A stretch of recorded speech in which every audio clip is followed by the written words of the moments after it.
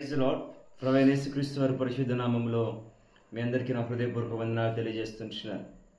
ఈ దినము మరొకసారి మీ ఎదుట నిలబడి దేవుని యొక్క వాక్యాన్ని అందించుటకు ప్రభు సమయాన్ని ఇచ్చి సహాయాన్ని అందిస్తున్న విధానాన్ని బట్టి దేవుని స్తుతిస్తున్నాను. నా ప్రియమైనటువంటి వారులారా, కొండ మీద ప్రసంగంలో మనం అనేకమైన విషయాలు తెలుసుకుంటున్నాం. ఈ దినము మరొక ప్రాముఖ్యమైన విషయాన్ని కొండ మీద ప్రసంగం నుండి మనం తెలుసుకుందాం. అదే అబద్ధ ప్రవక్తలు, అబద్ధ బోధకులు, దుర్బోధకులు అన్నటువంటి వారిని గురించి యేసు ప్రభుల వారు కూడా ప్రస్తావించారు. యేసు ప్రభుల వారు ప్రస్తావించు ఏమని మాట్లాడారో చూద్దాం రండి. మత్తయి సువార్త 7వ అధ్యాయము 15వ వచనం నుండి యేసు ప్రభుల వారు ఈ వ్యక్తుల గురించి మాట్లాడుతూ వచ్చారు. అబద్ధ ప్రవక్తల గురించి జాగ్రత్త పడుడి. అవునండి, యేసు ప్రభుల వారే స్వయంగా చెప్తున్న మాట ఏంటంటే జాగ్రత్త పడమన్నాడు. ఎవరి గురించి జాగ్రత్త పడమన్నాడు? అబద్ధ ప్రవక్తల గురించి జాగ్రత్త పడమన్నాడు. అలా జాగ్రత్త పడుతున్నప్పుడు వారిని గురించి యేసు ప్రభుల వారు కొన్ని విధాలుగా వర్ణించడం జరిగింది. వారిని ఏమని వర్ణించాడంటే, వారు గొర్రె చర్మములను వేసుకొని మీ యొద్దకు వత్తురు, కానీ లోపల వారు క్రూరమైన తోడేళ్ళు అన్నాడు.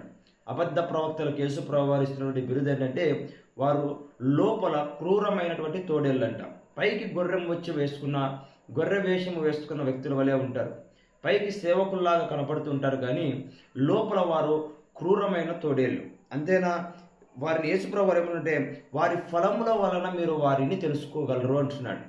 అవునండి, మంచి యొక్క సేవకుడు, దేవుని చేత ఏర్పాటు చేయబడిన సేవకుడు, దేవుని చేత ఏర్పాటు చేయబడిన సేవకుడు మనము ఏ రీతిగా గుర్తించగలము? అబద్ధ సేవకులు ఎవరు, అబద్ధ ప్రవక్త ఎవరు, నిజమైన ప్రవక్తలు ఎవరని దేనిని బట్టి మనము గుర్తించగలము అంటే, బై దే ఫ్రూట్స్.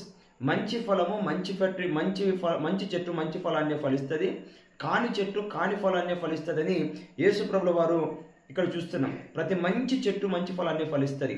అవునండి, దేవుని చేత ఏర్పాటు చేయబడిన ప్రతి మంచి సేవకుడు తప్పక మంచి ఫలాన్ని ఫలిస్తాడు. సేవలో కానీ, కుటుంబంలో కానీ, సంఘంలో కానీ, సేవా భావనలో కానీ, he will give a good fruit to the church and give fruit to the world. మంచి ఫలాన్ని సంఘానికి, సమాజానికి ఆ మంచి సేవకుడు అందించేవాడు ఉంటాడు. ఎప్పుడైతే అబద్ధ ప్రవక్త ఏం చేస్తూ ఉంటాడంటే, క్రూరమైన తోడేలు, ఇతరులకు హాని చేసేవాని గాను, సంఘాన్ని పాడు చేసేవాని గాను, బోధను పాడు చేసేటువంటి వాడు గాను మనకు కనపడుతున్నట్టుగా లేఖనాల్లో మనం చూస్తాం.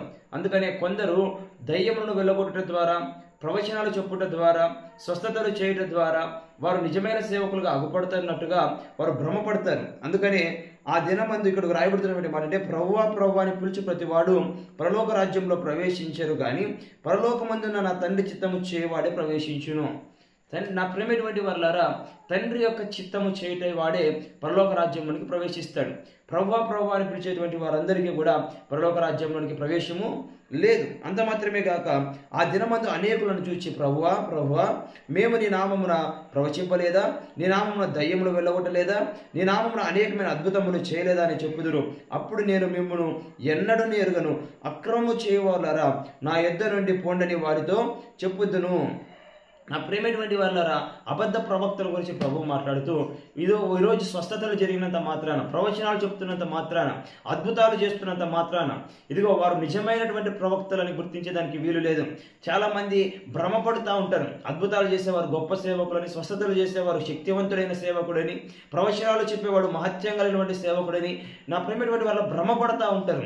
కానీ బైబిల్ గ్రంథంలో యేసు ప్రభుల వారు వారిని గురించి మాట్లాడుతున్న మాట ఏంటంటే, అక్రమము చేయవారులారా అంటే దేవుని యొక్క చిత్త ప్రకారంగా నువ్వు జీవించకోకుండా, దేవుని యొక్క ప్రణాళికబద్ధంగా నువ్వు ప్రవర్తించుకోకుండా, దేవుని యొక్క ఉపదేశమును నువ్వు అనుసరించుకోకుండా, నువ్వు ప్రవచనాలు చెప్పినా, అద్భుతాలు చేసినా, స్వస్థతలు చేసినా వాటన్నిటిని దేవుడు అక్రమము కింద చూస్తున్నాడు. అక్రమము చేయవాలరా నా యొద్ద నుండి పొండి అని యేసుప్రభువు వారితో అంటారంట.